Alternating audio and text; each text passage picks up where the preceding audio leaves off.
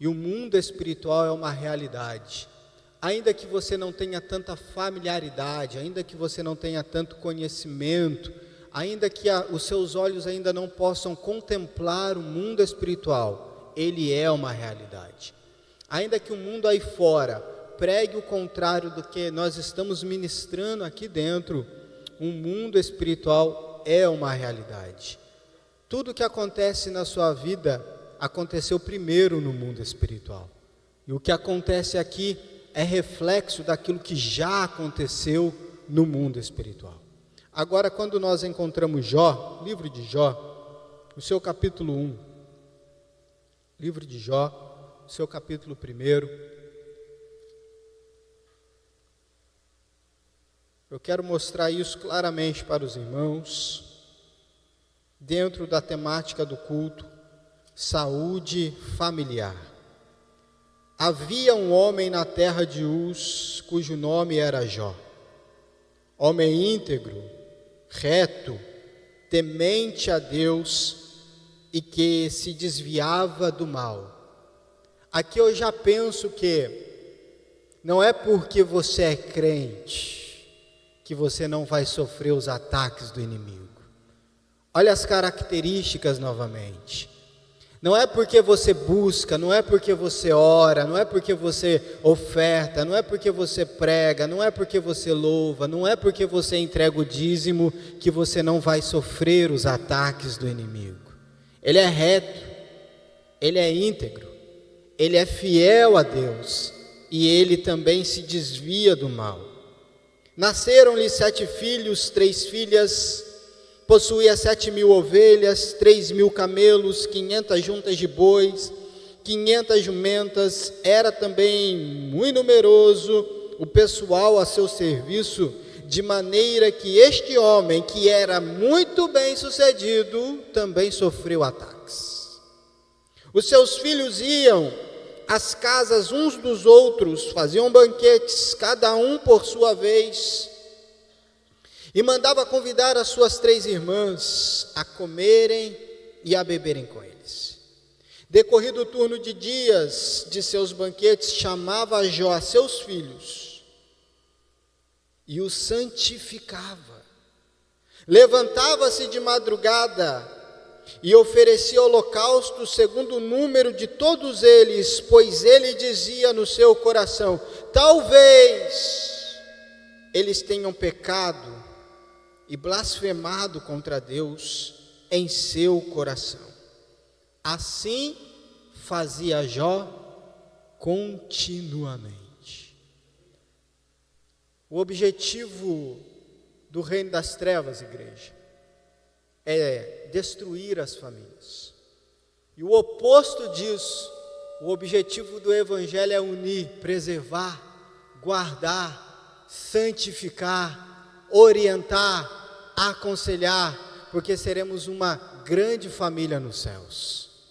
Quando nós vamos olhando aqui o desenrolar do capítulo 1 de Jó, dentro da campanha que é saúde financeira, que é saúde emocional, que é saúde familiar, existem aqui as colunas espirituais que o inimigo vai procurar atingir e atacar na sua vida, para tentar te destruir, te desestabilizar, para tentar fazer com que você venha parar, te desanimar. Então ele vai procurar as brechas da legalidade que nós vamos dando. Mesmo sendo íntegro, mesmo sendo reto, o inimigo pede permissão a Deus para atingir aqui a vida de Jó.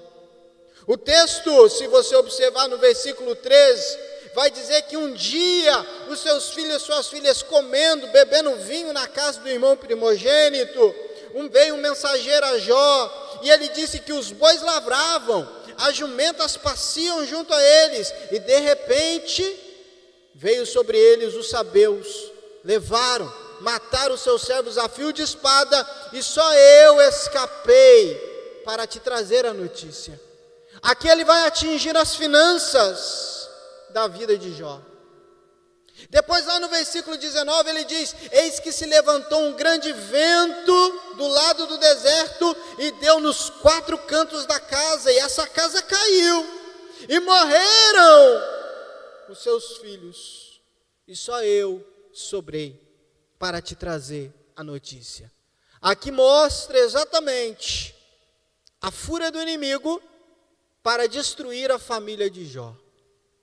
Mas se a gente observar aqui, se nós levarmos a nossa mente dentro do texto, observe que os filhos de Jó, eles tinham comunhão uns com os outros. Os irmãos eram unidos. Os irmãos eram próximos. Os irmãos iam para a casa do mais velho, chamavam as irmãs e comiam, festejavam. Havia ali comunhão entre os irmãos. E eu fico pensando, quantos irmãos não falam mais uns com os outros? Quantas coisinhas tão pequenas talvez promoveu e desencadeou algo que você se afastou dos seus. Que você hoje não fala, não olha mais, bloqueou. Não quero ver nem pintado, irmão Guilherme. É Deus falando com você.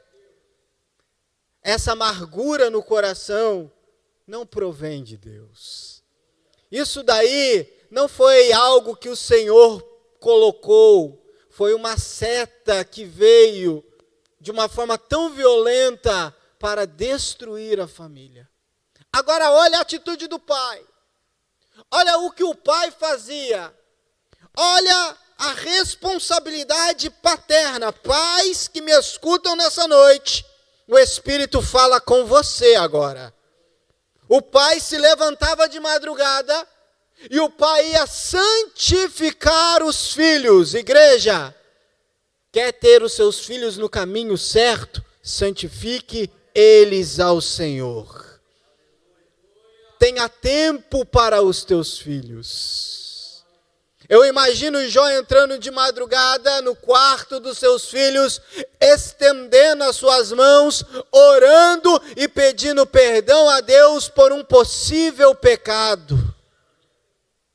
Porque talvez, pensava Jó, eles pudessem ter pecado no seu coração. Talvez, na alegria do vinho, talvez na alegria da comida, talvez na alegria da festa, eles possam ter blasfemado contra Deus. E eu não quero que a minha casa seja uma casa que blasfeme contra o Senhor. Eu quero que a minha casa seja uma casa fiel, temente, que sirva a Deus. Então, de madrugada, ele levantava, santificava os seus filhos com holocaustos e ofertas pacíficas.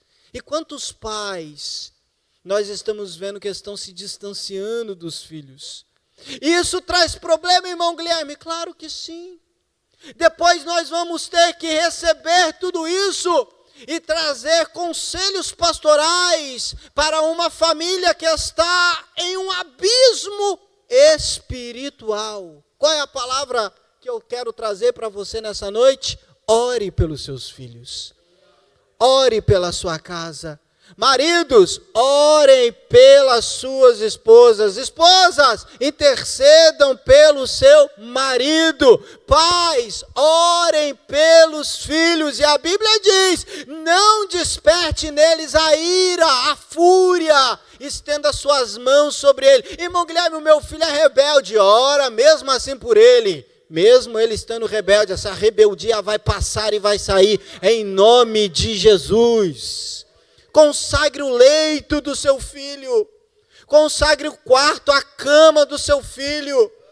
Não vá na conversa do que o mundo está dizendo e não deixe essa legalidade entrar dentro da sua casa, dentro do seu lar. Eu estava ministrando, pastor Silvano, uma aula e eu falava exatamente sobre a responsabilidade paterna. E eu falava, ensina a criança no caminho em que se deve andar, e quando ela crescer... E aí uma mãe, uma mãe não, uma avó se levanta e diz: professor, talvez está até nos assistindo, professor, eu dou aula lá no colégio do meu neto, e lá no colégio do meu neto, agora eles estão indo, a professora diz que eles podem ser o que eles querem ser. Não estamos falando mais de adolescentes, não estamos falando de jovens, estamos falando de crianças pequenininhas, que lá no colégio, se ele quiser colocar um vestido, a tia deixa ele colocar um vestido. Se ele quiser colocar um sapato feminino, a tia deixa ele colocar um sapato feminino. Se ele quiser usar uma maquiagem, a tia deixa colocar uma maquiagem. Mas eu, como vó cristã, disse: no meu neto, não. Já pensou? Onde a gente não consegue ver, não conseguimos estar, o Senhor sempre levantará um Jó para santificar os filhos. Eu estou dizendo para você nessa noite: seja você o Jó da sua casa, seja você o Jó que santifica os teus filhos na tua casa. Seja você o avô que santifica a barriga do neto que está para nascer. Seja você o pai que santifica o teu filho na escola, na faculdade que ele está cursando. Seja você o pai que traz o teu filho para a igreja. Seja você um Jó nessa noite e santifique o teu filho. Eu quero levantar um clamor com você. Vamos orar? Você pode se colocar em pé, por gentileza? Deixa eu orar com você.